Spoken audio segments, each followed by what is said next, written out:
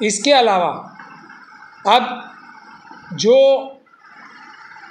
मुकदमा विजय शाह जी के ऊपर लगा था, जो मध्य प्रदेश हाईकोर्ट ने लगाया था, वही मुकदमा बिल्कुल same to same Amit Shah साहब के खिलाफ भी लगना चाहिए, क्योंकि वही बात इन्होंने फिर कही है जो विजय शाह साहब ने कही थी। कमोबेश वही बात है। कौन सा ऐसा वोट बैंक है जो खुश होगा भारत के ऑपरेशन सिंदूर के नाकामयाब होने से? कौन लोग हैं वो? मुसलमान तो इस देश के लिए मेरे ख्याल से जब मौका आएगा और उन्हें मौका मिलेगा तो सबसे पहले खड़े होंगे देश के लिए कुर्बानी देने के लिए। ये पूरी दुनिया जानती है। अभी तो हमारी देश की सेना ने ही संभाल लिया ना सब कुछ, कोई ज़रूरत ही नहीं पड़ती किसी को भी।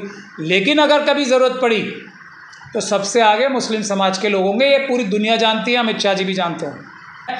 लेकिन अब देखना है कलकत्ता की पुलिस, वेस्ट बंगाल की पुलिस क्या उन पे कार्रवाई करती है, या हाई कोर्ट को यहाँ भी स्वतः संज्ञान लेना पड़ेगा। ये ममता बनर्जी साहब को सोचना चाहिए। सर, दैनिक भास्कर सहित कई मीडिया रिपोर्ट्स में है कि केंद्रीय गृह मंत्री अमित शाह ने कोलकाता में कहा है कि ममता बनर्जी मुस्लिम वोट बैंक को खुश करने के लिए ऑपरेशन सिंदूर का विरोध कर रही है। शाह के इस टिप्पणी को कैसे देखते हैं? देखिए, शायद मुस्लिम का शब्द तो उन्होंने प्रयोग नहीं किया है। वोट बैंक की खातिर ऑपरेशन सिंदूर का अपोज कर रही हैं, तो पहली बात तो ये सरासर झूठ है। ऑपरेशन सिंदूर अगर जो पाकिस्तान के ख़िलाफ़ भारत की सेना ने, पाकिस्तान और चाइना के ख़िलाफ़ भारत की सेना ने जो किया था आतंकवाद को ख़त्म करने के लिए, उसमें ममता बनर्जी साहिबा ने पूरा सहयोग किया है। बाकी पूरे देश के साथ किसी ने भी मना नहीं किया।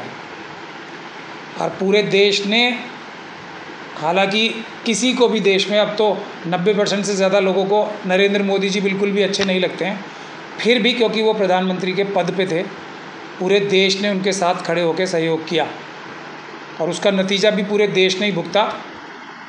और जो पूरे दुनिया ने देखा और पूरे देश ने भी देखा कि इतनी बहादुर फौज होने के बावजूद भी कैसे जीत से कोई प्रधानमंत्री किसी और देश के राष्ट्राध्यक्ष के दबाव में आने से रोक सकता है। ये तो हो गई भारत के सेना के ऑपरेशन सिंदूर की बात। ममता बनर्जी साहिबा ने बिल्कुल नहीं रोका। ये सरासर सफ़ेद झूठ है, और झूठ बोलना ही आरएसएस और बीजेपी के लोगों का काम है। जो जितना बड़ा आरएसएस में और बीजेपी में बड़ा नेता होगा, उतना ही बड़ा वो झूठ बोलेगा, ऐसा हिस्ट्री बताती है पूरी आरएसएस के संस्थापना होने के बाद से आज तक। इसके अलावा अब जो मुकदमा विजय शाह जी के ऊपर लगा था, जो मध्य प्रदेश हाईकोर्ट ने लगाया था, वही मुकदमा बिल्कुल same to same Amit Shah साहब के खिलाफ भी लगना चाहिए, क्योंकि वही बात इन्होंने फिर कही है जो विजय शाह साहब ने कही थी। कमोबेश वही बात है। कौन सा ऐसा वोट बैंक है जो खुश होगा भारत के ऑपरेशन सिंदूर के नाकामयाब होने से? देश के किन नागरिकों के बारे में अमित शाह साहब ऐसी गंदी और घिनौनी बात कर सकते हैं? ऐसे नागरिक सिर्फ वही हो सकते हैं जो चाइना और पाकिस्तान के एजेंट हों, और वो एजेंट ज़्यादातर अब तक की जो आज तक की जो हिस्ट्री है वो आरएसएस और भारतीय जनता पार्टी में से ज़्यादा पाए जाते हैं। एक नहीं दर्जनों एग्जाम्पल हैं उसके। चाहे अडवाणी जी हों, जो जिन्ना साहब की कबर पे जाके उनको पता नहीं क्या क्या तारीफ़ें करते हैं, कोई भी हो, आरएसएस और बीजेपी के। अभी एक जो डीआरडीओ के साइंटिस्ट थे, वो भी जो हमारे देश के डीआरडीओ के राज पाकिस्तान को बेचते हुए प्राप्त हुए। अभी जो लेटेस्ट केस है, जो ये हरियाणा की लड़की का केस था, वो भी अपने आप को भारतीय जनता पार्टी हरियाणा का बता रही थी। एक केस नहीं मिलेगा, ऐसा दर्जनों मिलेंगे। तो इस देश में चाइना पाकिस्तान की जो भारत को कमज़ोर करने की एक ही पॉलिसी है जो वो कामयाब हो सकती है। बाकी तो वो भारत की फ़ौज से भी डरते हैं, भारत की जनता और भारत के संविधान से, भारत की डेमोक्रेसी से पाकिस्तान और चाइना दोनों ही डरते हैं। एक ही चीज़ है, वो है हिंदू मुसलमान झगड़ा कराना। हिंदू मुसलमान करना देश में, तो वो काम आरएसएस और बीजेपी के, भारतीय जनता पार्टी के ही लोग करते हैं। वही काम भारत को कमज़ोर करने का, चाइना और पाकिस्तान के एजेंडे पे चलाने का काम अमित शाह जी ने किया है। कौन लोग हैं वो? मुसलमान तो इस देश के लिए मेरे ख्याल से जब मौका आएगा और उन्हें मौका मिलेगा तो सबसे पहले खड़े होंगे देश के लिए कुर्बानी देने के लिए। ये पूरी दुनिया जानती है। अभी तो हमारी देश की सेना ने ही संभाल लिया ना सब कुछ, कोई ज़रूरत ही नहीं पड़ती किसी को भी।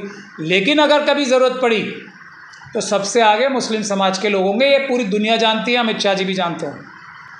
उसके बावजूद ऐसी टिप्पणी करना ये वही अपराध है जो विजय शाह साहब, जो मंत्री थे मध्य प्रदेश के, उन्होंने किया है। लेकिन अब देखना है कलकत्ता की पुलिस, वेस्ट बंगाल की पुलिस क्या उन पे कार्रवाई करती है, या हाई कोर्ट को यहाँ भी स्वतः संज्ञान लेना पड़ेगा। ये ममता बनर्जी साहब को सोचना चाहिए। सर, लोग सवाल उठा रहे हैं कि भारत का पक्ष रखने विदेश गए सांसदों के डेलीगेशन में असदुद्दीन ओवैसी और सलमान खुर्शीद जैसे मुस्लिम सांसद और नेता भी गए हैं। ऐसे में अमित शाह का बयान देना कि मुस्लिम खुश होंगे, ये कितना सही है? देखिए, मैंने अभी तो कहा आपसे,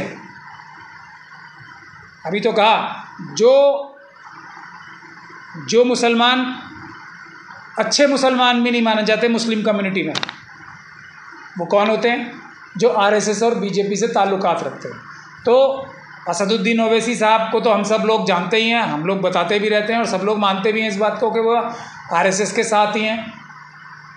और सलमान खुर्शीद साहब ने बता ही दिया, जो उन्होंने जाके देश की, जो वहाँ पे देश के बारे में जो बोला है और देशभक्ति अपनी इस बात से बता रहे हैं कि मोदी जी की तारीफ़ करोगे जब ही देशभक्त होगे। तो सलमान खुर्शीद साहब ने भी अपने जो छुपे हुए पत्ते थे, हम तो जानते ही थे, वो एक स्लीपर सेल हैं आरएसएस और बीजेपी का, और उसकी उनकी बहुत सारी वजह भी हैं। तो उन्होंने भी अपने पत्ते खोल दिए कि हम आरएसएस से टच में हैं। लेकिन फिर भी जिन मुसलमानों को मुसलमान अच्छा नहीं मानते, मतलब आरएसएस और बीजेपी से टच रखने वाले डायरेक्टली या इनडायरेक्टली, वो भी भारत के पक्ष में जाके बोलेंगे। ये पूरी दुनिया ने देख लिया है। इसीलिए मैंने कहा आपको कि अमित शाह, और वो बोलेंगे, क्यों नहीं बोलेंगे ही, क्या मतलब उसमें कोई सोचने की बात ही नहीं है। वो पूरी तरीके से थोड़ी आरएसएस में शामिल हो गए, डीआरडीओ के साइंटिस्ट थोड़ी बन गए हैं, साध्वी प्रज्ञा सिंह ठाकुर थोड़ी बन गए हैं। वो कोई कभी भी नहीं बन सकते। मतलब कितना भी मुस्लिम कम्युनिटी का व्यक्ति कितना भी आरएसएस में घुस जाए, पूरी तरीके से आरएसएस का तो नहीं हो सकता ना वो डीआरडीओ के साइंटिस्ट जैसा हो सकता है, देश से गद्दारी नहीं कर सकता। मतलब बहुत ही कोई गंदा और घिनौना मुसलमान होगा जो अपना पूरा ईमान ही खो दे, वो तो देश से गद्दारी कर सकता है, वरना आरएसएस में अंदर जाने वाला मुसलमान भी देश से गद्दारी नहीं कर सकता। इसीलिए तो मैंने अमित शाह साहब के बारे में भी बोला कि उन्होंने विजय शाह साहब वाला ही अपराध किया है। अब दूसरी महत्वपूर्ण बात यह है कि एक ऑपरेशन सिंदूर तो ज़रूर फेल हुआ है। वो भारतीय जनता पार्टी का ऑपरेशन सिंदूर है, वो देश का ऑपरेशन सिंदूर नहीं था।